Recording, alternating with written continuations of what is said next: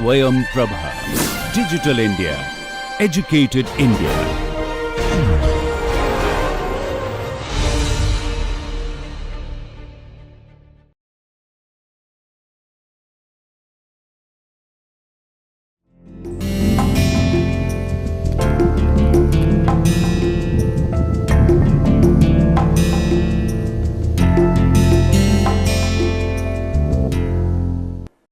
नमस्कार दर्शकों, मैं डॉक्टर शैवाल सत्यार्थी। मेरा जो पाठ्यक्रम है उसका शीर्षक है अपकृत्य विधि और उपभोक्ता संरक्षण अधिनियम 2019। इस पाठ्यक्रम के अंतर्गत अभी मैं अपने व्याख्यान संख्या 10 को लेकर आपके सामने उपस्थित हुआ हूं और इसके अंतर्गत हम संयुक्त अपकृत्यकर्ता के विषय में चर्चा करेंगे। कई बार हम ऐसा देखते हैं कि जो अपकृत्य कारित किया गया है वह किसी एक ही प्रतिवादी के द्वारा कारित किया गया है, लेकिन कई ऐसी परिस्थितियां भी होती हैं जहां पर एक से ज़्यादा व्यक्ति उसमें सम्मिलित होते हैं। तो जहां भी किसी अपकृत्य को दो या दो से अधिक व्यक्तियों के द्वारा कारित किया गया है, तो ऐसी परिस्थिति में जब किसी व्यक्ति को हानि होती है तो यह माना जाता है कि यह कार्य या तो संयुक्त अपकृत्यकर्ताओं के द्वारा की गई है या स्वतंत्र अपकृत्यकर्ताओं के द्वारा की गई है, लेकिन दो या दो से अधिक व्यक्तियों का होना आवश्यक होता है। ऐसे सभी मामले विशेष मामले माने जाते हैं क्योंकि इनमें जो जिम्मेदारी का निर्धारण होता है, इनमें जो उत्तरदायित्व सुनिश्चित करने की बात होती है, उसमें यह देखना आवश्यक होता है कि उत्तरदायित्व होगा तो किसका होगा, नहीं होगा तो किसका होगा या सबका होगा। तो इस वजह से ही, क्योंकि पूरे अपकृत्य विधि का ही उद्देश्य है कि अगर किसी को किसी लीगल इंजरी के लिए हानि होती है, किसी के विधिक अधिकारों का हनन होता है, उल्लंघन होता है और उनको जो हानि होती है, क्षति होती है, उसके लिए उनको प्रतिकर मिलना चाहिए। अब प्रश्न यह है कि यह प्रतिकर देगा कौन? इसको निर्धारित करना न्यायालय का काम है, लेकिन आप जब वाद लाते हैं, आप उसी समय यह सुनिश्चित करते हैं कि आप यह प्रतिकर किससे चाहते हैं। जहां सिर्फ एक व्यक्ति है वहां पर आपको ज़्यादा असुविधा नहीं होती है, आप यह निर्णय तुरंत कर लेते हैं कि मुझे इस व्यक्ति के विरुद्ध वाद लाना है।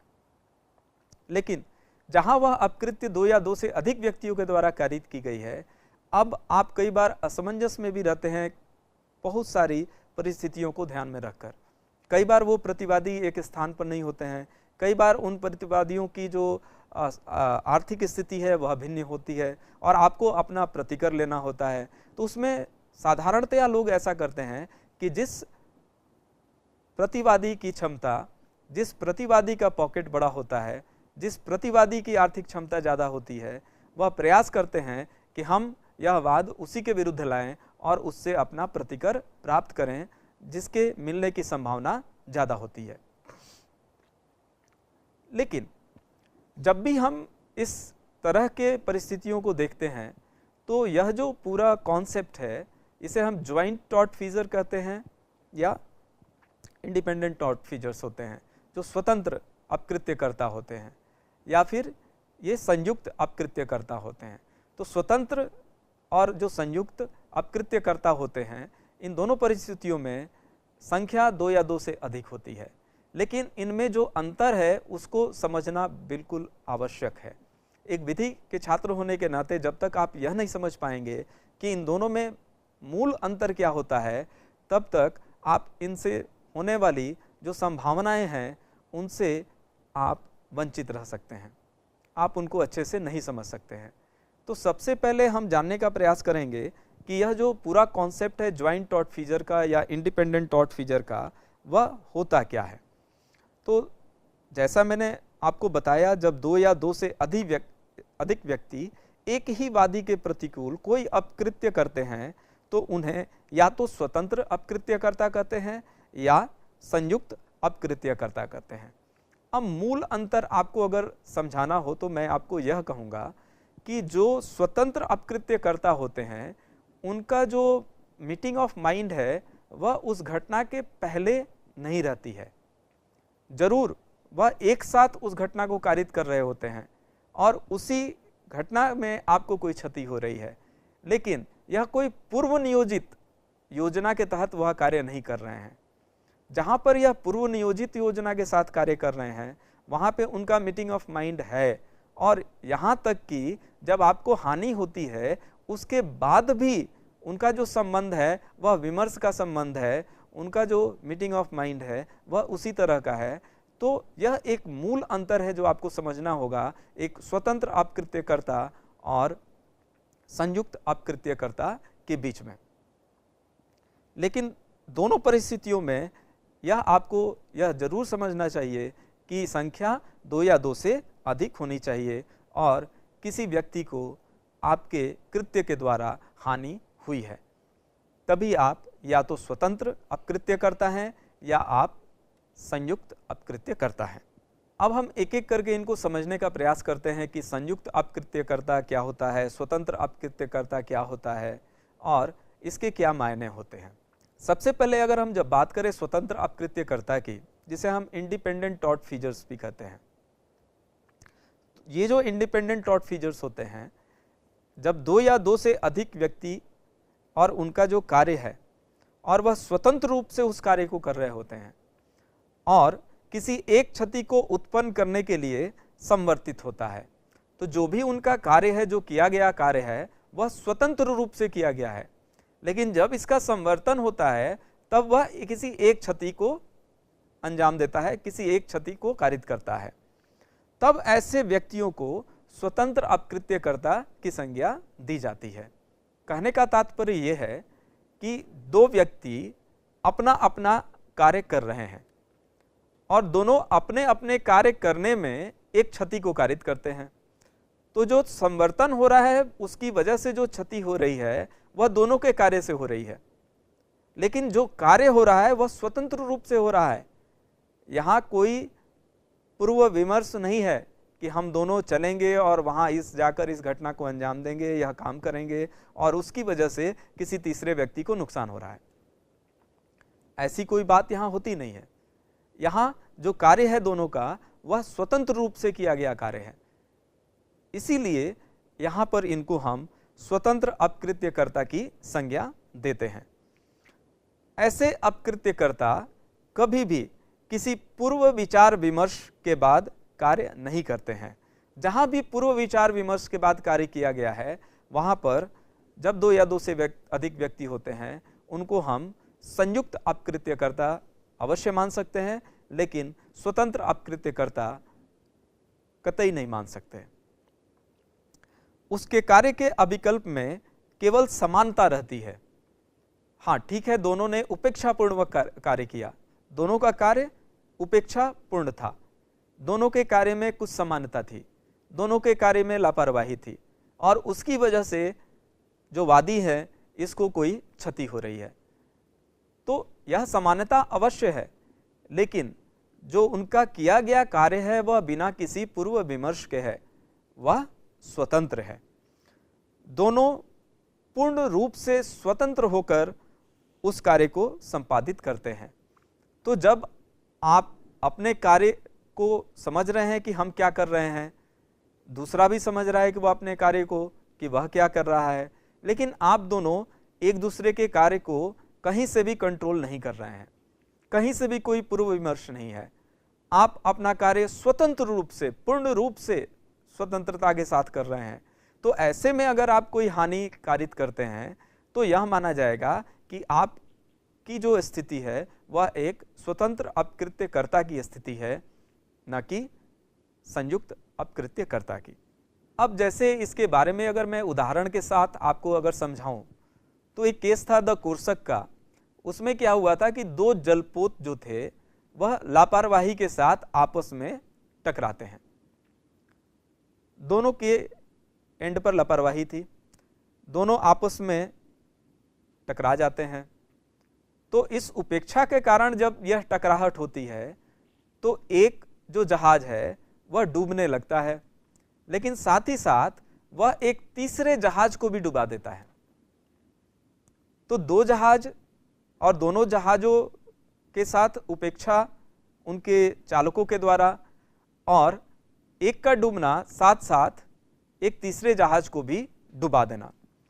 तो जब इस तरह की परिस्थिति सामने आती है तो यहाँ यह माना गया कि जो ये 2 जहाज के जो चालक थे, जो प्रतिवादी यहाँ हैं, इनकी जो स्थिति है वह संयुक्त अपकृत्यकर्ता की नहीं हो सकती है, क्योंकि यह जहाज अपने अपने रास्ते जा रहे थे, अपने अपने कंट्रोल में थे, कोई पूर्व विमर्श नहीं था यहाँ। और जब कोई पूर्व विमर्श नहीं था, किसी उपेक्षा की वजह से इनकी भिड़ंत हो जा रही है, तो उस भिड़ंत की वजह से हाँ, जब यह संवर्तित हो रहा है तो संवर्तित यह किसी हानि में हो रहा है, और वह हानि किसी तीसरे जहाज की है जो कि डूब जा रहा है। तो जब यह तीसरा जहाज डूब जा रहा है तो माना यह गया कि ये दोनों चालक जो है, जो प्रतिवादी हैं, इनकी जो स्थिति है वह संयुक्त अपकृत्यकर्ता की न होकर स्वतंत्र अपकृत्यकर्ता की होगी। और जो स्वतंत्र अपकृत्यकर्ता होते हैं उनका दायित्व संयुक्त नहीं होता है, उनका दायित्व एक दूसरे से पूर्णतः पृथक होता है। यहां इस दायित्व के बारे में भी समझना आवश्यक होता है, क्योंकि हम जब अंतर स्पष्ट करते हैं तो हमें यह देखना होगा कि स्वतंत्र अपकृत्यकर्ता की स्थिति में दायित्व किस तरह का होगा, संयुक्त अपकृत्यकर्ता की स्थिति में दायित्व किस तरह का होगा। तो दायित्व का निर्धारण ही करना न्यायालय का कार्य होता है, और जब दायित्व का निर्धारण होगा उसी के बाद प्रतिकर की कोई संभावना बनती है। तो ऐसा यह माना गया है कि जो स्वतंत्र अपकृत्यकर्ता होते हैं उनका जो दायित्व होता है वह पूर्णतः पृथक होता है, उनका दायित्व संयुक्त नहीं होता है। और संयुक्त नहीं होने का कारण भी है, और कारण यह है कि चूंकि उनका जो कार्य था वह स्वतंत्र था, अपने अपने कार्य को वह निष्पादित कर रहे थे, और उस निष्पादन में अगर किसी को हानि हो रही है, हालांकि समानताएं हैं लेकिन पूर्व विमर्श नहीं है, और वह स्वतंत्र अपकृत्यकर्ता हैं, तो ऐसे में जो उनका दायित्व होगा वह संयुक्त नहीं हो सकता है, उनका दायित्व पृथक होगा, और वह अपने जो भी कार्रवाई है उसके आधार पर ही उनके दायित्व का निर्धारण किया जाता है। अब हम बात करेंगे जो संयुक्त अपकृत्यकर्ता हैं, यह स्वतंत्र अपकृत्यकर्ता से कैसे भिन्न होते हैं। इनको हम ज्वाइंट टॉर्टफीजर कहते हैं। यहाँ ये होता है कि जब 2 या 2 से अधिक व्यक्ति किसी कार्य को करते हैं, और यह संयुक्त अपकृत्यकर्ता की श्रेणी में तब आते हैं जब जो दोषपूर्ण कार्य किया गया है वह केवल एक क्षति के रूप में प्रतिफलित हुआ है, और इनके द्वारा जो भी कार्य किया गया है वह स्वतंत्र रूप से नहीं किया गया है। तो यहाँ हम देखते हैं कि जो भी कार्य किया गया है वह एक सामान्य अभिकल्प को अग्रसर करने में किया गया है, यह स्वतंत्र रूप से किया गया कार्य नहीं है। तो 2 या 2 से अधिक व्यक्ति कार्य कर रहे हैं, अब यह एक प्रतिफल के रूप में क्या आ रहा है, एक क्षति, यह क्षति किसी अन्य व्यक्ति को हो रही है, और जब यह क्षति किसी अन्य व्यक्ति को हो रही है और यह कार्य स्वतंत्र रूप से नहीं किया गया है, एक सामान्य अभिकल्प को अग्रसर करने में किया गया है, तो माना जाएगा कि यह संयुक्त अपकृत्यकर्ता की श्रेणी में आते हैं।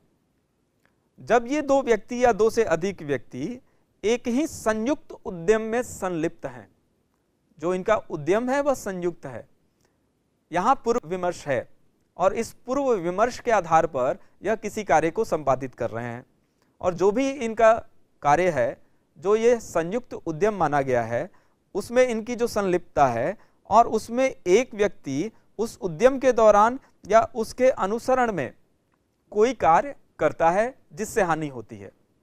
तो यहाँ यह सबसे अच्छी बात देखने की यह है कि संयुक्त अपकृत्यकर्ता के केस में यह आवश्यक नहीं है कि कार्य को सभी ने संपादित किया है, उनका उद्देश्य ये कि उनका संयुक्त उद्यम है, और इस संयुक्त उद्यम और उद्देश्य के लिए जब 2 या 2 से अधिक व्यक्ति किसी कार्य को करने जा रहे हैं तो वास्तविक कार्य को किसी एक व्यक्ति ने ही किया है, अन्य व्यक्तियों ने नहीं किया है, फिर भी यह माना जाएगा कि इस कार्य को सभी ने किया है, और वह सभी जो उस संयुक्त उद्यम में थे वह संयुक्त अपकृत्यकर्ता माने जाएंगे। तो ऐसे में आपको यह किसी एक पल के लिए लग सकता है कि इस व्यक्ति ने तो कोई कार्य किया ही नहीं, इसके कार्य से कोई क्षति हुई ही नहीं, यह व्यक्ति तो वहाँ सिर्फ खड़ा रहा, या यह कोई और एक कार्य करता रहा जिसकी वजह से कोई क्षति नहीं हुई है, फिर भी इस व्यक्ति को जिम्मेदार ठहराया जा रहा है, फिर भी इस व्यक्ति के उत्तरदायित्व की बात हो रही है। तो इसीलिए मैंने पहले कहा कि यहाँ आपको समझना आवश्यक है कि यहाँ जो पूर्व विमर्श है, यहाँ जो संयुक्त उद्यम है, किसी खास उद्देश्य के लिए वह सब एक साथ काम कर रहे हैं, उनका जो उद्देश्य है वह एक है और उसी उद्देश्य को पूरा करने के लिए वह अपना अपना काम कर रहे हैं। हो सकता है कि जो क्षति हुई है वह किसी एक व्यक्ति के कारण ही क्षति हुई है, किसी एक व्यक्ति के कार्य से ही क्षति हुई है, लेकिन जब उत्तरदायित्व की बात आएगी तब उत्तरदायित्व सभी की बनेगी और इनको संयुक्त अपकृत्यकर्ता की श्रेणी में रखा जाएगा और माना जाएगा कि यह लोग समान रूप से उत्तरदायी हैं। जैसे कि अगर मैं आपको उदाहरण के लिए बताऊं कि क ख ग ये 3 लोग किसी कार्य को संपादित करने जाते हैं।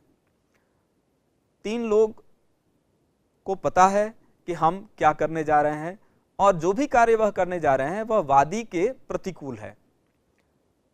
वहाँ उनसे कोई उपेक्षा हो सकती है, वहाँ उसको वह जानबूझकर कर सकते हैं, वहाँ वह किसी और तरह के अपकृत्य को कारित कर सकते हैं, लेकिन वह पहले से इस पर चर्चा कर चुके हैं कि उनको क्या करना है, पूर्व विमर्श है। और उस संयुक्त उद्यम के दौरान जब घ को कोई चोट पहुंचाता है, कोई हानि पहुंचाता है, तो यहाँ क और ख ये नहीं कह सकते हैं कि हम ग के कार्य के लिए जिम्मेदार नहीं हैं, या अगर यह कार्य क के द्वारा किया गया तो ख और ग ये नहीं कह सकते हैं कि चूंकि यह कार्य क के द्वारा किया गया है तो हमारी जिम्मेदारी नहीं बनती, हमारा कोई उत्तरदायित्व नहीं है, क्योंकि यह एक संयुक्त उद्यम था, यहाँ पूर्व विमर्श था और आप एक उद्देश्य के लिए काम कर रहे थे जो उस वादी के प्रतिकूल था और वह एक अपकृत्य था। तो अपकृत्य तो हुआ, लेकिन आपका जो स्टेटस होगा, आपको किस श्रेणी में रखा जाएगा, तो यहाँ आप कोई स्वतंत्र अपकृत्यकर्ता तो हुए नहीं, आपके किसी भी कार्य से वहाँ कोई क्षति हो भी नहीं रही है, लेकिन चूंकि आप लोग एक उद्देश्य के लिए एक संयुक्त उद्यम में थे और एक ही व्यक्ति ने उस अभिकल्प को अग्रसित करने में अगर कोई कार्य किया और उस कार्य की वजह से अगर कोई क्षति हो रही है तो जिम्मेदारी आप सभी की बनती है, आप सभी का उत्तरदायित्व होगा। जैसे अगर मैं उदाहरण के रूप में अगर किसी वाद को रखूं आपके सामने, तो बुक बनाम वुल के केस में क और ख एक व्यक्ति के परिसर में जाते हैं जहां कोई गैस लीकेज की घटना हुई है, वह परिसर ग का था। तो क और ख ये 2 व्यक्ति एक तीसरे व्यक्ति ग के परिसर में गैस लीकेज को ठीक करने जाते हैं। अब गैस लीकेज को जब ठीक करना है तो आपको ढूंढना होगा कि यह लीकेज हुआ कहाँ है, किस तरह का लीकेज है, और आप 2 व्यक्ति वहाँ गए हैं उसको ढूंढने के लिए। और उस दौरान ये लोग खुली रोशनी का प्रयोग कर रहे थे और आपको पता ही है कि जब कहीं गैस हो और वहाँ खुली रोशनी होती है तो आग लगने की संभावनाएं ज़्यादा होती है।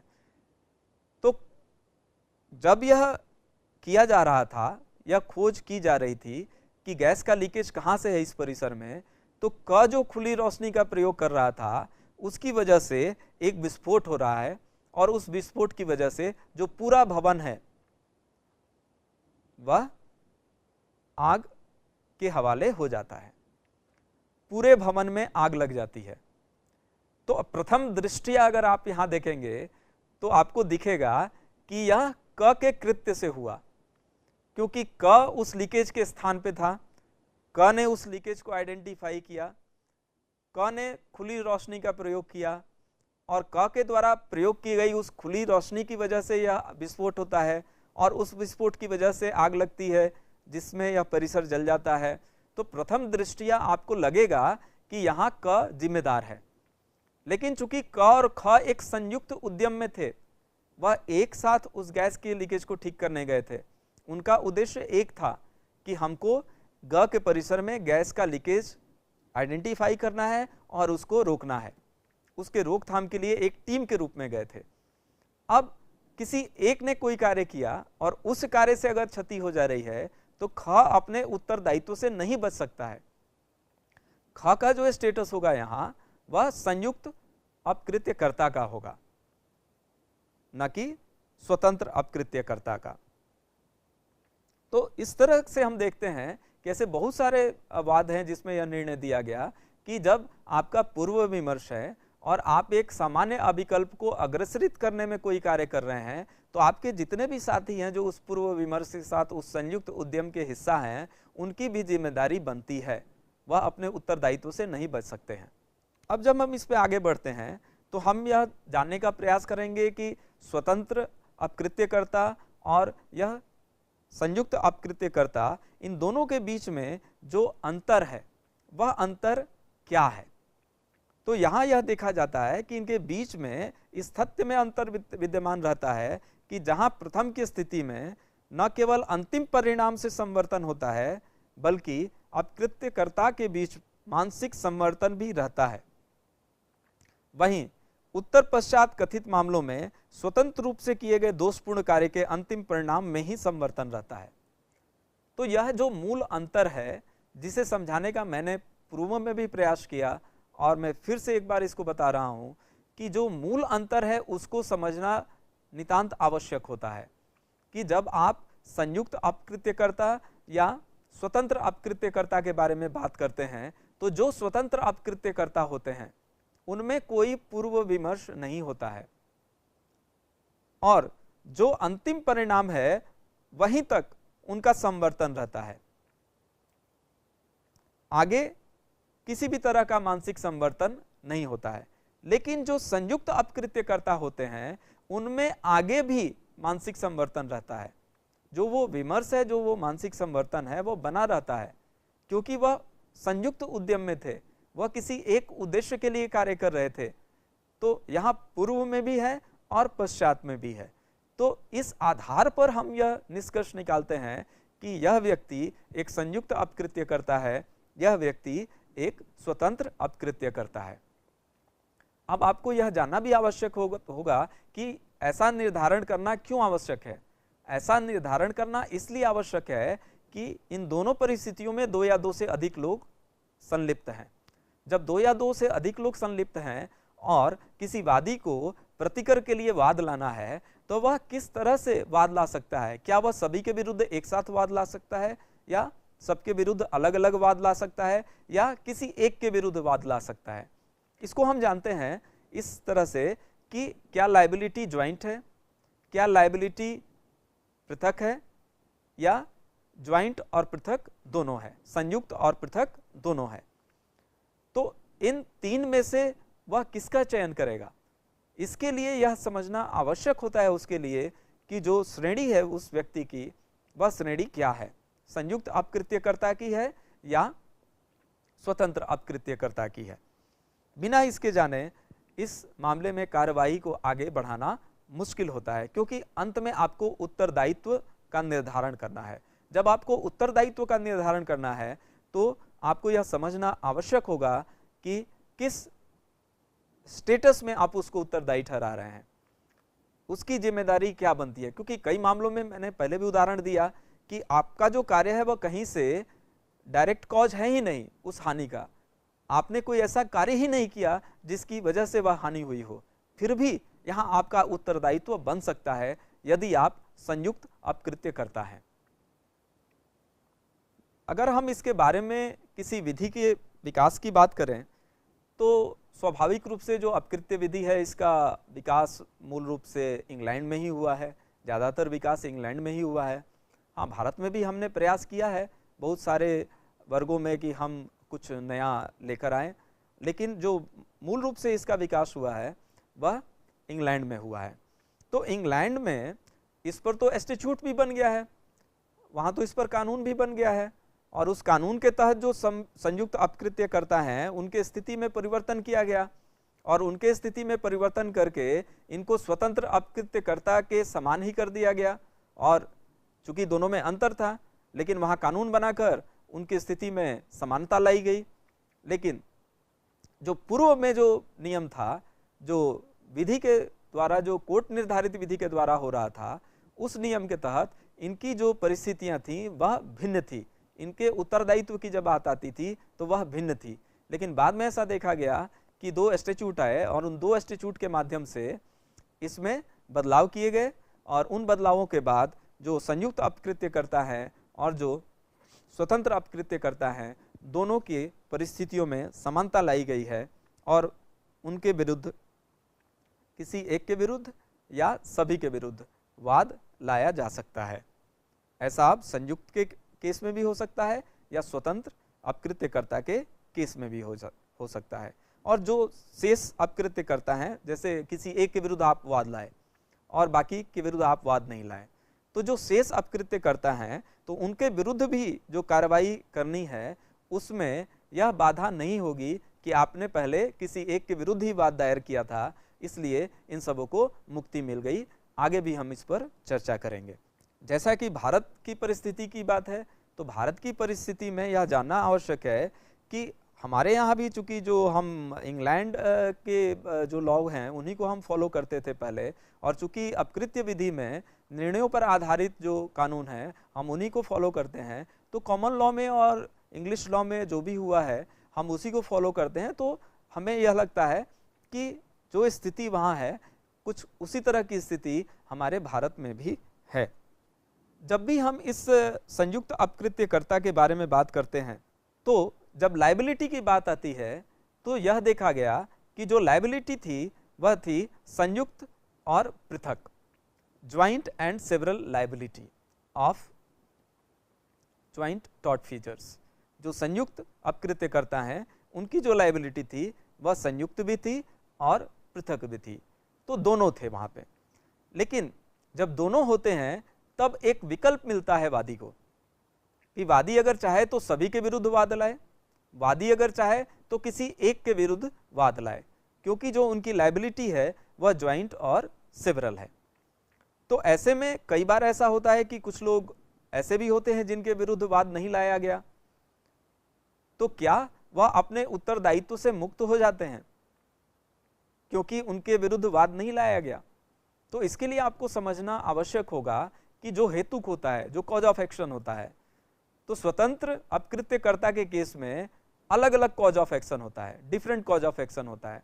लेकिन जो संयुक्त अपकृत्यकर्ता हैं उनके केस में जो कॉज ऑफ एक्शन है वह एक ही होता है, और कई बार पहले इसका लाभ लेकर ही वह अपने मुक्ति की बात करते हैं थे, अपने उत्तरदायित्व से मुक्ति की बात करते थे। चूंकि हेतुक एक था और उस हेतु के लिए एक वाद ऑलरेडी फाइल किया जा चुका था और उस वाद में ऑलरेडी निर्णय दिया जा चुका था, तो इस वजह से जब हेतुक ही समाप्त हो गया तो हमारा कोई उत्तरदायित्व नहीं बनेगा, ऐसा करके वह मुक्ति की बात करते थे।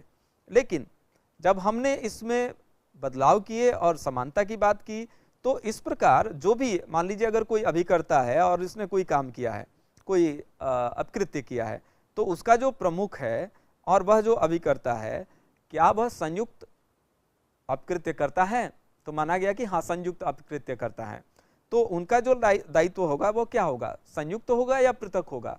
तो माना गया कि संयुक्त भी होगा और पृथक भी होगा। आप चाहें तो अभिकर्ता के विरुद्ध वाद लाएं, आप चाहें तो मालिक के विरुद्ध वाद लाएं, जो प्रमुख हैं, प्रिंसिपल हैं, उनके विरुद्ध वाद लाएं।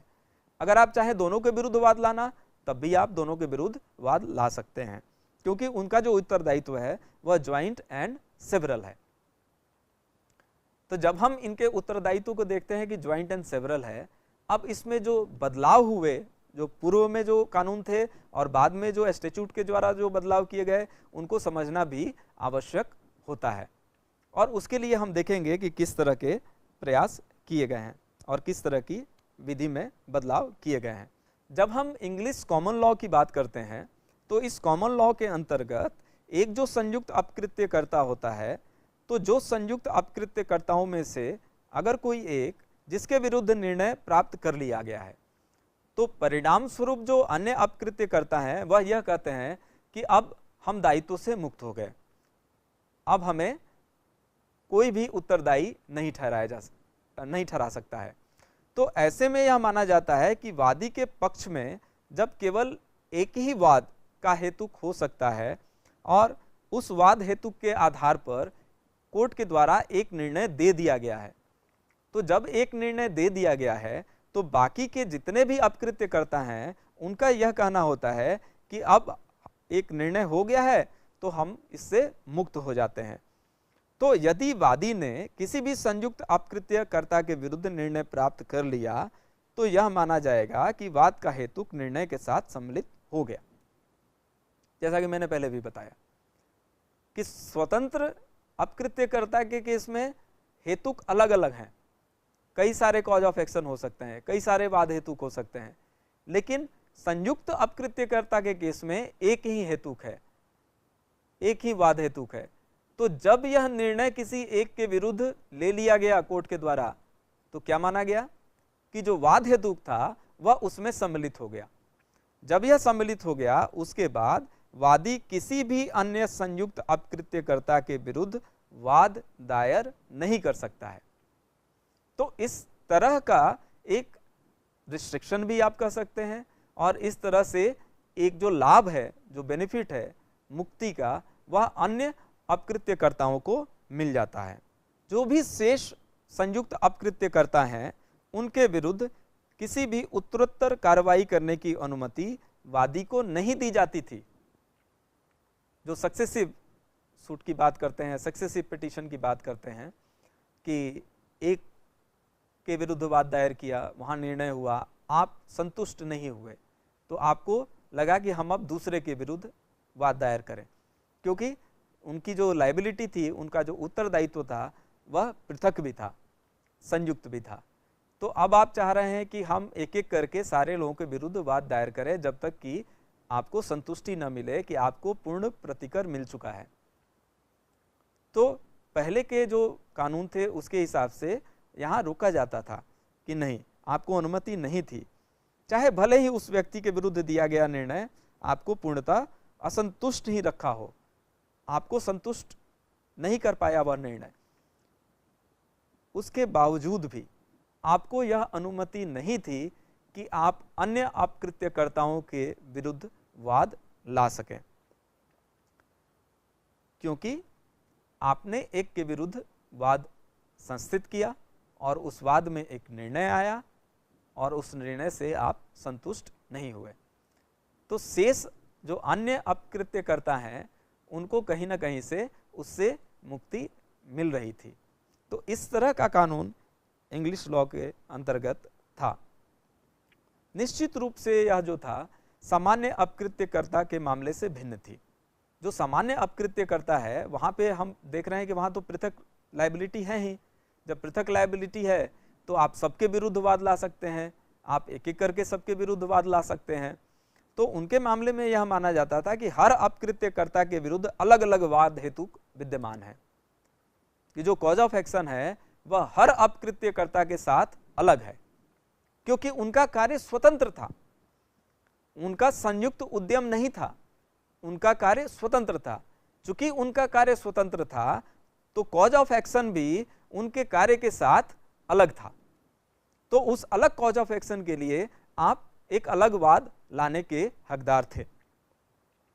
और जब भी आप एक स्वतंत्र अपकृत्यकर्ता के विरुद्ध कोई वाद लाते हैं और उसमें अगर कोई निर्णय भी हो गया तो अन्य जो अपकृत्यकर्ता हैं उनके विरुद्ध वाद लाने में ऐसी कोई बाधा नहीं थी,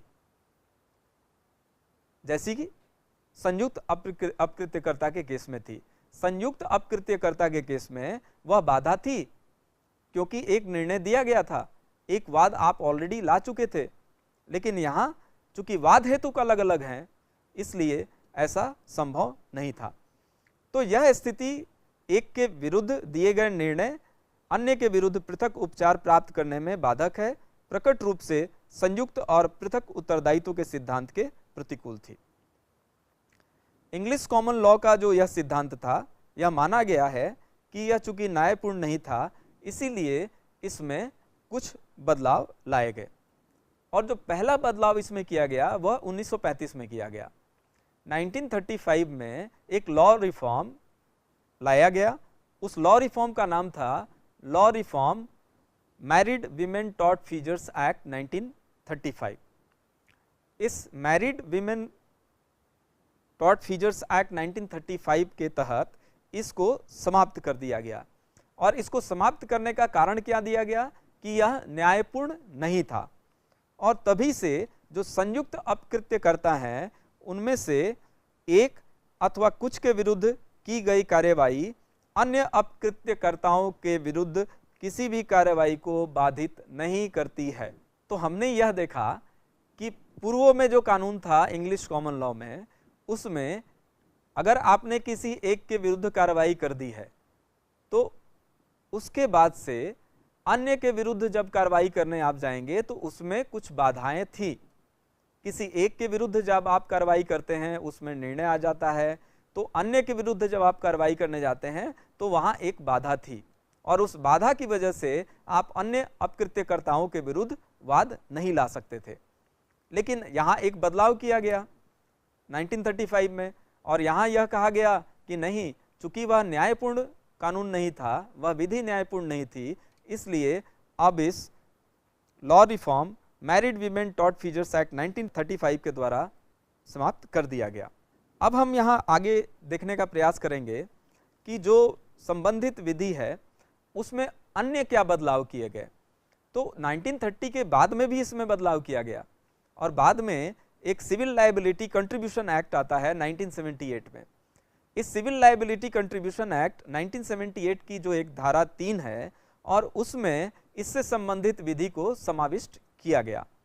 और जो धारा 3 है इस 1978 एक्ट की, वह यह कहती है कि किसी ऋण अथवा क्षति के लिए उत्तरदायी व्यक्ति के विरुद्ध प्राप्त किया गया निर्णय किसी ऐसे व्यक्ति के प्रतिकूल कार्रवाई की निरंतरता को बनाए रखने के लिए बाधित नहीं हो सकता, जो ऐसी बाधा के रहते हुए भी उस व्यक्ति के साथ उसी ऋण अथवा क्षति के लिए संयुक्ततः उत्तरदायी है। तो अगर किसी से ऋण लेना है या कोई क्षति है और उसके लिए आप कुछ उत्तरदायी व्यक्तियों से उस ऋण की वसूली कराना चाहते हैं, तो किसी एक व्यक्ति के विरुद्ध अगर आपने वाद दिया है तो अन्य जो व्यक्ति हैं उनके लिए किसी भी तरह की बाधा नहीं होगी। ऐसा इस सेक्शन 3 1978 के एक्ट में कहा गया। तो आप यहाँ समझ सकते हैं कि जो भी बदलाव 1935 में शुरू किए गए उसको कहीं ना कहीं से इस 1978 के कानून के तहत आगे बढ़ाया गया। लेकिन साथ ही साथ यह भी समझना आवश्यक है कि उस 1935 एक्ट के धारा 6 में एक अपवाद भी था।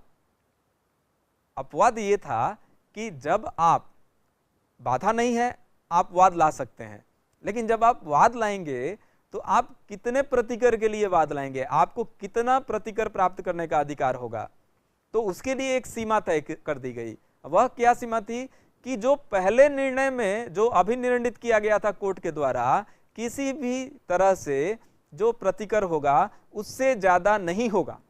अब आपने देखा यहाँ एक तरफ तो बात करते हैं कि जो ये बाधा थी उसको दूर कर रहे हैं, यह law reform married women tortfeasors act लेकर आए 1935 का, कहा कि समाप्त कर दिया, न्यायपूर्ण नहीं था। दूसरी तरफ ये कह रहे हैं कि इसमें कुछ शर्तें हैं। शर्तें क्या है कि अपवाद है, और अपवाद यह है कि जब भी आप इस तरह के वाद लाएंगे आगे, तो पूर्व के निर्णय में जिस एक निर्णय में यह अभिनिर्णित किया गया था कि यह प्रतिकर होगा, जिससे आप संतुष्ट नहीं हुए थे, तभी आप यह दूसरा वाद लेकर आए हैं। अगर आप वहां संतुष्ट हो जाते तो दूसरा वाद लेने की आवश्यकता थी नहीं। चूंकि आप संतुष्ट नहीं है उस निर्णय से, इसलिए आप अन्य के विरुद्ध भी वाद लेकर आ रहे हैं। तो यहां यह कह दिया गया कि किसी भी तरह से यहां जो प्रतिकर की राशि होगी उस राशि से अधिक नहीं हो सकती है जो पहले निर्णय में अभिनिर्णित की गई है। जो वसूली जाने वाली क्षतिपूर्ति की राशि होगी वह कुल योग उस क्षतिपूर्ति की राशि से अधिक नहीं हो सकता जो प्रथम दिए गए निर्णय में अभिनिर्णित या अधिनिर्णित किया जा चुका है। अब इसी तरह का प्रावधान जो था उसको जो सिविल लायबिलिटी कंट्रीब्यूशन एक्ट है 1978 का, जो उसका सेक्शन 4 है, उसके द्वारा इसको बदला गया। और इसमें बदलाव करके ये कहा गया कि अब जितने भी बाद में जो वाद होंगे, मान लीजिए आप बाद में बहुत सारे वाद दायर करते हैं तो उसमें भी कुछ खर्चे होते हैं, कॉस्ट होते हैं। कॉस्ट की रिकवरी के लिए आप प्रेयर देते हैं कोर्ट के सामने कि कॉस्ट की रिकवरी होनी चाहिए। तो कॉस्ट को जब आप रिकवर करने की बात आती है तो यहाँ ये कहा जाता है कि कॉस्ट की रिकवरी वसूली तब तक नहीं हो सकती जब तक कि न्यायालय यह अभिमत नहीं बना लेता कि कार्रवाई करने के लिए युक्त आधार विद्यमान थे। जब युक्त आधार विद्यमान होंगे तभी आप इस कार्रवाई को कर सकते हैं, जो अन्य के विरुद्ध जो कार्रवाई है उसको आप कर सकते हैं। अन्यथा इस तरह की कार्रवाई करने का आपको कोई अधिकार नहीं था, कोई औचित्य नहीं था। जब भी आप ऐसा करेंगे और कॉस्ट की वसूली वहां होगी तो यहाँ न्यायालय का अभिमत आवश्यक है। बिना न्यायालय के अभिमत के इस कॉस्ट की वसूली नहीं हो सकती है। और न्यायालय का अभिमत क्या होना चाहिए कि यह जो वाद लाया गया है, जो दायर किया गया है, यह युक्त कारणों के द्वारा दायर किया गया है, मतलब रीजनेबल कॉज है, रीजनेबल ग्राउंड है, जिसकी वजह से आप इस वाद को ला रहे हैं। क्योंकि आप संतुष्ट नहीं थे, तो आप संतुष्ट नहीं थे इसलिए यह वाद ला रहे हैं। तो सिर्फ आप संतुष्ट नहीं थे यह कारण नहीं हो सकता है। आप संतुष्ट नहीं थे, क्या वह रीजनेबल था? अगर माना जाएगा कि यह रीजनेबल था और आपके पास पर्याप्त कारण थे कि यह जो निर्णय है जो कोर्ट के द्वारा दिया गया है एक के विरुद्ध, इससे मुझे पूर्ण प्रतिकर नहीं मिल पाया है, और इस बात को आप जब कोर्ट के समक्ष रखते हैं और कोर्ट इस बात को मान लेती है कि हाँ आपके पास ऐसा पर्याप्त कारण था, तभी उन्हीं परिस्थितियों में आप उस कॉस्ट की वसूली के लिए केस दायर कर सकते हैं, अन्यथा नहीं। अब जो धारा 4 से जो बदलाव किए गए हैं उसको देखना भी आवश्यक है। अगर आप धारा 4 को देखना चाहें तो यहाँ यह कहा गया है कि यदि किसी क्षति के संदर्भ में उस व्यक्ति द्वारा अथवा उसकी ओर से किसी अन्य व्यक्ति द्वारा एक से अधिक कार्रवाई की जाती है जो क्षतिग्रस्त हुआ है, और यह कार्रवाई ऐसे व्यक्तियों के विरुद्ध की जाती है जो उस क्षति के लिए उत्तरदायी हैं, चाहे संयुक्ततः अथवा अन्यथा, तो वादी उन कार्रवाइयों को छोड़कर जिनमें पहले ही निर्णय दिया जा चुका है, अन्य कार्रवाइयों के व्यय कॉस्ट को पाने का अधिकारी तब तक नहीं है जब तक न्यायालय का यह मत नहीं हो जाता कि ऐसे कार्रवाइयों को लाने के लिए युक्त आधार थे। तो धारा 4 स्पष्ट रूप से कहती है कि बिना युक्त कारण के अन्य कार्रवाइयों का जो कॉस्ट है उसको रिकवरी के लिए आप तभी अधिकारी होंगे जब ऐसा न्यायालय का अभिमत होगा। और न्यायालय का अभिमत क्या होगा कि युक्त कारण थे, और बिना युक्त कारण के आप अन्य कार्रवाइयों के कॉस्ट को नहीं ले सकते हैं। अब हम अगर इस पर भारत की स्थिति की बात करें, भारत की स्थिति की चर्चा करें, तो हम यहाँ देखते हैं कि भारत में हमने इस तरह के किसी कानून को तो बनाया नहीं। हमारे यहाँ इस तरह की कोई विधि संविधि है नहीं जो लिखित में हो, जो स्टैट्यूट हो या एक्ट हो। तो हम यहाँ देखते हैं कि जो भी इंग्लैंड में जो कानून बने, जैसे कि इंग्लैंड का वो रिफॉर्म एक्ट था 1935 का, law reform married women tortfeasors act 1935, या उनका जो सिविल लायबिलिटी कंट्रीब्यूशन एक्ट है, तो भारत में क्या वही परिस्थितियां हैं और भारत में क्या वही लागू होता है? तो निश्चित रूप से यह प्रश्न उठता है कि जो स्थिति इंग्लैंड में अपनाई गई, क्या हमको भी उसी स्थिति को अपनाना चाहिए? और अगर हमको स्थिति को अपनाना चाहिए तो कौन सी स्थिति को अपनाना चाहिए? 1935 के पहले की स्थिति को अपनाना चाहिए या उसके बाद की स्थिति को अपनाना चाहिए? क्योंकि जो 1935 के पहले की स्थिति थी वह संयुक्त अपकृत्यकर्ताओं को लेकर भिन्न थी, और जो 1935 के बाद स्थिति बनी वह संयुक्त अपकृत्यकर्ताओं को लेकर कुछ अलग बनी। उसके बाद से 1938 का रिफॉर्म भी आता है। तो जो पाश्चात्यवर्ती कार्रवाई पर जो रोक लगाने की बात थी, तो क्या हमें उसका अनुकरण करना चाहिए जो सन 1935 के अधिनियम द्वारा उत्पन्न की गई है? इस विषय पर किसी भी विधान या उच्चतम न्यायालय की कोई प्रामाणिक उद्घोषणा है नहीं। जब कोई प्रामाणिक उद्घोषणा नहीं है तो ऐसे में हमारी न्यायपालिका इस बात के लिए स्वतंत्र है कि वह जिस भी परिस्थिति को चाहे उसको अपना सकती है, और इस भारत की परिस्थितियों के लिए जो भी स्थिति हमारे न्यायालयों को अनुकूल लगेगा उसको अपनाई जाएगी और उसको रखी जाएगी। क्योंकि हमें जो ज्वाइंट टॉर्ट फीचर्स हैं और जो इंडिपेंडेंट टॉर्ट फीचर्स हैं उनके दायित्वों को लेकर जो भी कानून होगा उसमें हमें देखना होगा कि उनका दायित्व किस तरह से पृथक होगा और किस तरह से संयुक्त होगा जब यह केस संयुक्त अपकृत्यकर्ता का होगा। फिर जब हम आगे अगर बात करते हैं तो इस पर कुछ ऐसे टिप्पणियां हैं जो हमें देखने को मिलती है, जैसे इलाहाबाद उच्च न्यायालय ने यह परिकल्पित करते हुए कि भारत में विभिन्न संयुक्त अपकृत्यकर्ताओं के विरुद्ध एक से अधिक जो कार्यवाहियां होने की अनुज्ञा प्राप्त करना होता है, यह किस तरह से न्याय साम्य सद्विवेक के अनुरूप होगा। तो जब हम इक्विटी की बात करते हैं, जब हम साम्य की बात करते हैं, तब हम देखते हैं कि उन्हें रोकना अन्य के विरुद्ध कार्रवाई करने से या उनको अनुमति देना अन्य के विरुद्ध कार्रवाई करने के लिए, दोनों में कौन साम्य के अनुसार है। और जब हम देखते हैं कि जो भावना इंग्लिश अधिनियम में व्यक्त की गई है तो उसका अनुकरण करना उचित होगा या नहीं होगा, तो ऐसा माना गया कि साम्य के अनुसार जो इक्विटी होती है, इक्विटी का अर्थ होता है to fill up the gap. जहां भी आप देखते हैं कि किसी विधि में या जो रेमेडी है, जो आपको कोर्ट से एक्सपेक्टेशन है, उसको पूरा कराने में जो विधि है वह आपकी सहायता करती है। तो जहां भी यह देखा जाता है कि आप न्यायालय से न्याय के लिए हकदार हैं, आपको न्याय मिलना चाहिए, ऐसा दिख रहा है कि आपको न्याय मिलना चाहिए, लेकिन या तो वह विधि सक्षम नहीं है, या तो वह विधि अपूर्ण है, या उस पर कोई विधि ही नहीं है।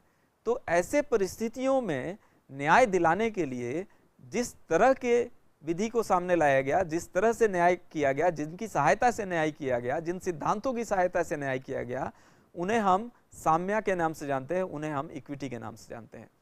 तो ऐसा कहा गया कि ऐसा करना इक्विटी के अनुसार भी होगा, साम्य के अनुसार भी होगा, कि हम उनमें बाधा उत्पन्न न करें। ऐसी कोई भी बाधा जो अन्य कार्रवाई करने से रोकती है उसको हटाना सही है, जैसा कि 1935 के एक्ट से किया गया है। लेकिन जब यहाँ ये व्यवस्था कर दी गई है कि कुछ धनराशि जिसका कि वादी दावा कर सकता है प्रथम कार्रवाई में अधिनिर्णित कुल धनराशि से अधिक नहीं हो सकती है, तो इसको भी इलाहाबाद हाई कोर्ट ने अपने विचार में रखा। और नवल किशोर बनाम रामेश्वर के बाद में जस्टिस अग्रवाल थे, उनका जो विचार था वह यह था कि इस देश में जो कोई सांविधिक अपकृत्य विधि अभी तक संविधि के रूप में नहीं है, कि हमने कहीं भी इस तरह का कोई कानून नहीं बनाया जैसा कि ब्रिटिशर्स ने किया है। इंग्लिश कॉमन लॉ में जो भी सिद्धांत थे उनमें बदलाव करने के लिए या सुधार करने के लिए वह अपने यहाँ 1935 में एक एक्ट लेकर आते हैं, उसके बाद से पुनः 1978 में एक एक्ट लेकर आते हैं। लेकिन भारत में अभी तरह से किसी भी तरह का जो विधि है, किसी भी तरह के जो कानून हैं, उनको नहीं पारित किया गया है। तो इनका यहाँ देखा गया है कि कोई सांविधिक अपकृत्य विधि नहीं है। और अपकृत्य विधि नहीं होना और जो भी वो अधिनियम है, जो इंग्लैंड के जो अधिनियम है, स्वाभाविक रूप से हमारे यहाँ वह प्रवर्तनीय नहीं है, क्योंकि वो ऐसे कानून इंग्लैंड में बनाए गए हैं। तो जब वैसे कानून इंग्लैंड में बनाए गए हैं और हमारे यहाँ वह प्रवर्तनीय नहीं है, तो क्या हमारे देश के न्यायालयों को साम्य के आधार पर, न्याय के आधार पर, सद्विवेक के आधार पर और इसी सिद्धांत के आधार पर काम करना चाहिए कि जो किसी संविधि के अंतर्गत नहीं आते हैं। और इन स्थितियों में क्या वह इंग्लिश विधि द्वारा स्थापित किए गए सिद्धांतों का सहारा ले सकते हैं? तो जब हम देखते हैं कि इलाहाबाद उच्च न्यायालय अपना यह विचार व्यक्त कर रहा है कि जब जो भी साम्य के सिद्धांत हैं, जो भी सद्विवेक के सिद्धांत हैं, उनके आधार पर जो भी सिद्धांत वहाँ प्रतिपादित किए गए उनके 1935 के एक्ट में या 1970 एक्ट में, तो वह यहाँ लागू किए जा सकते हैं या नहीं किए जा सकते हैं। तो इंग्लैंड का कोई भी तकनीकी नियम अथवा वहाँ की जो सांविधिक विधि है, इस रूप में तब तक साम्य, न्याय या सद्विवेक पर आधारित नहीं माना जाता जब तक कि मामले को निर्णित करने वाले न्यायाधीश को ऐसा न लगे। तो इसको देखने का जो कार्य करेगा वह न्यायालय के न्यायाधीश करेंगे, और उन न्यायालय के न्यायाधीश के मत के आधार पर ही देखा जाएगा कि यह साम्य की कैटेगरी में आता है या नहीं आता है। जब हम बात करते हैं संयुक्त अपकृत्यकर्ताओं की, तो संयुक्त अपकृत्यकर्ताओं की जब मुक्ति की बात करते हैं, जैसा कि मैंने 1935 के एक्ट का भी हवाला दिया, तो इंग्लिश लॉ का एक ये एस्टैब्लिश्ड प्रिंसिपल था, एक सुस्थापित सिद्धांत है कि एक संयुक्त अपकृत्यकर्ता की मुक्ति अन्य समस्त को मुक्ति प्रदान करती है। इसका अर्थ यह हुआ कि अगर एक अपकृत्यकर्ता को उत्तरदायित्व से वंचित किया गया, कहा गया कि नहीं आप उत्तरदायी नहीं हैं, तो इसका अर्थ यह हुआ कि सभी जो अपकृत्यकर्ता हैं, जो अन्य अपकृत्यकर्ता हैं, वह सभी भी उत्तरदायित्व से मुक्त हो जाते हैं। लेकिन जो सिद्धांत लॉ रिफॉर्म एक्ट 1935 पारित होने के बाद भी प्रभावित नहीं हुआ कि उनको मुक्ति मिल जाती है, तो संयुक्त अपकृत्यकर्ताओं की स्थिति में वाद का कारण चूंकि एक ही होता है और वह अविभाज्य होता है, और ऐसे में जब एक को मुक्ति मिल जाती है तो अन्य समस्त को भी मुक्ति मिल जाती है, क्योंकि अन्य जो समस्त जो संयुक्त अपकृत्यकर्ता हैं उनके विरुद्ध भी जो वाद कारण है वह समाप्त हो जाता है। तो ऐसा एक एस्टैब्लिश्ड प्रिंसिपल था इंग्लिश कॉमन लॉ में, जिसमें 1935 के भी बाद कोई बदलाव नहीं हुआ। लेकिन हमें देखना होगा कि बाद में इस मुक्ति को लेकर किस तरह के परिवर्तन हुए। तो एक संयुक्त अपकृत्यकर्ता की मुक्ति और अपकृत्यकर्ताओं में से किसी भी अपकृत्यकर्ताओं की मुक्ति के विरुद्ध वाद दायर न करने की मात्र प्रसंविदा में भिन्नता है। तो जैसे हम देखते हैं कि जैसे यहाँ भी अगर एक किसी बात का उदाहरण ले, जिसे एक एग्रीमेंट के बेसिस पर एक अपकृत्यकर्ता को, जो संयुक्त अपकृत्यकर्ता था, उसके बेसिस पर उसको उत्तरदायित्व से मुक्त कर दिया गया, और मुक्त करने का कारण क्या था, वो अवयस्क था। तो उस अवयस्क अपकृत्यकर्ता को दायित्व से मुक्त कर दिया गया, तो इसके आधार पर अन्य अपकृत्यकर्ताओं ने भी न्यायालय से कहा कि चूंकि एक को मुक्त कर दिया गया है तो इसी आधार पर हमें भी मुक्त किया जाए। लेकिन न्यायालय ने यहाँ यह कहा कि वह एक किसी संविदा के आधार पर हुआ है, किसी कॉवेनेंट के आधार पर हुआ है जो उस अवयस्क के साथ था, कि सिर्फ अवयस्क को उत्तरदायित्व से मुक्ति देने की बात थी, न कि सभी अपकृत्यकर्ताओं को। तो इस तरह के भी बातों को ध्यान में रखना होता है। तो संयुक्त अपकृत्यकर्ताओं में से किसी एक की मुक्ति अन्य समस्त अपकृत्यकर्ताओं को उनके दायित्व से मुक्ति दिलाती है, परंतु मात्र यह प्रसंविदा कि अपकृत्यकर्ताओं में से किसी एक के विरुद्ध वाद दायर नहीं किया जाएगा, उस विशेष दोषकर्ता को दायित्व का उन्मोचन प्रदान करता है जिसके विरुद्ध वाद दायर न करने की प्रसंविदा की गई है।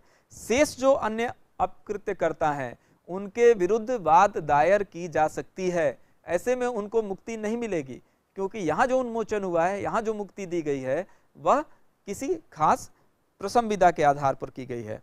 भारत में भी इसी इंग्लिश विधि का अनुसरण किया जा सकता है।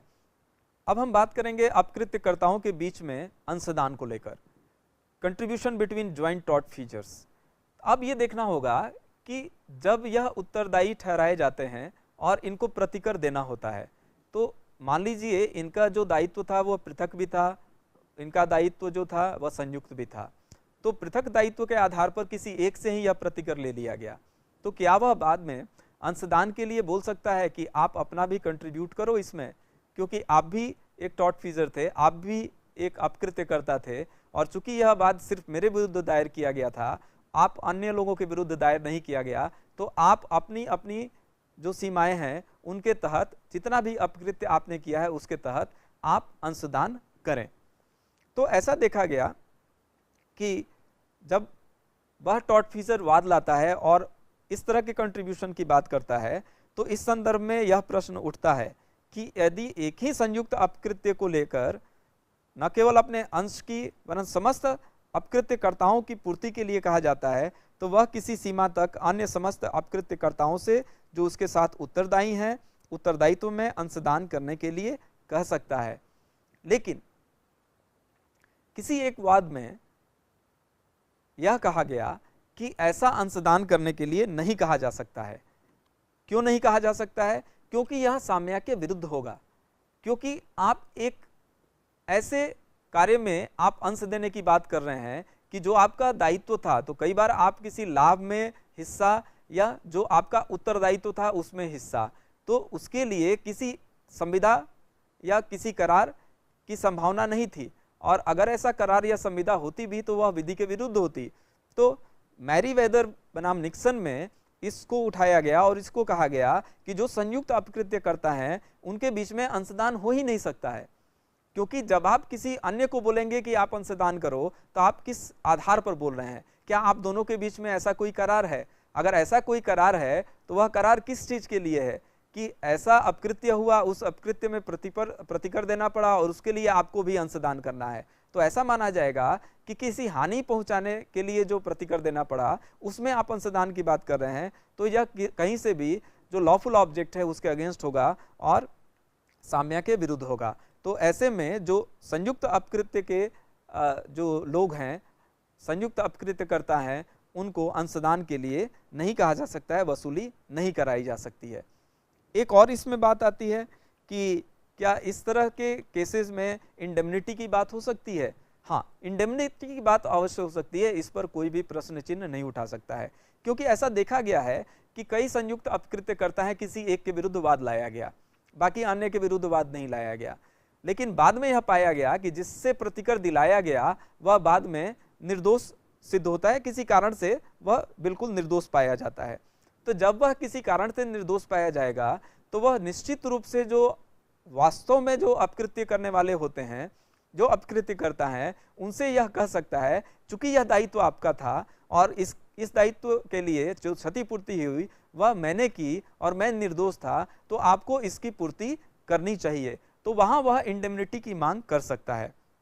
और ऐसे में जो अपकृत्य करता है, संयुक्त अपकृत्य करता है, उसको प्रतिकर के रूप में कुछ देना होगा और जो भी उसने दिया है वह उनको वापस करना होगा। तो इंडेमनिटी की बात यहाँ हम जरूर देखते हैं कि उसकी संभावना बनती है। तो संयुक्त अपकृत्यकर्ता और स्वतंत्र अपकृत्यकर्ता के विषय में जो हमारी चर्चा थी वह यहाँ समाप्त होती है।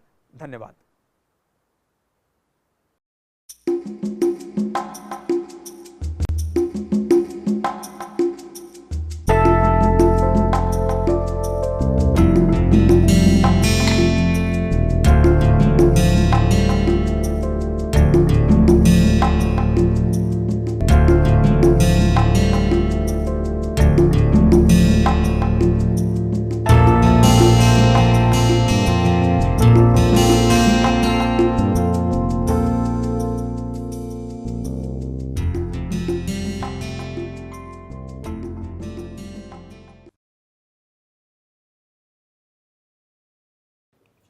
Hi, my name is Gillette Sam, and I teach sociology at IIT Kanpur.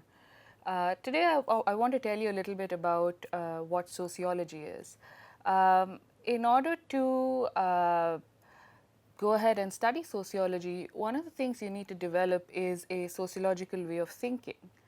Now, this capacity to think in a sociological manner was termed as the sociological imagination by an American sociologist called C. Wright Mills in 1959. He argued that in order to think in a sociological manner, you should be able to have two different skill sets.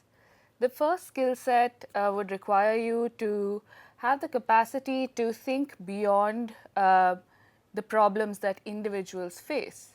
So if you encounter a problem that some one individual is facing, you should be able to connect it to a broader public problem.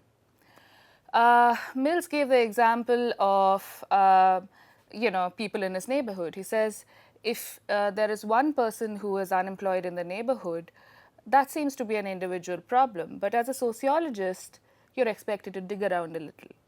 So you come across a couple of other people in your neighborhood who are also unemployed. That indicates to you that rather than being a specific problem, there is a larger public issue at hand. So as a sociologist, you're supposed to look at individual problems and see how they are connected to broader public issues. The second capacity that you're expected to develop as a sociologist is the capacity to link an individual's biography with history. Historical thought may not come to you as the first thing that's connected to sociology, but it plays a pretty important role in the field. So Mills argues that rather than looking at a problem in the here and now, it's important to trace that long historical trajectory that may be connected to this individual problem. Let me give you an example from India, right? Let's say you look at the women in your family. Let's see at what age do they get married. So you may see that your sibling is getting married at the age of 25. Go back one generation. At what age did your mother get married? You may find that she got married a little younger, let's say 21. Go back another generation. At what age did your grandmother get married? You may find that she got married even younger, 18 or possibly even younger than that. So this capacity to see how the history of a family then influences the age at which your sibling got married, that is the capacity to bridge the biography of a person, or rather by a biography we can also think of the biography of a particular problem with history. What has happened in the past? How is that connected to this individual or this problem in the present? Thank you.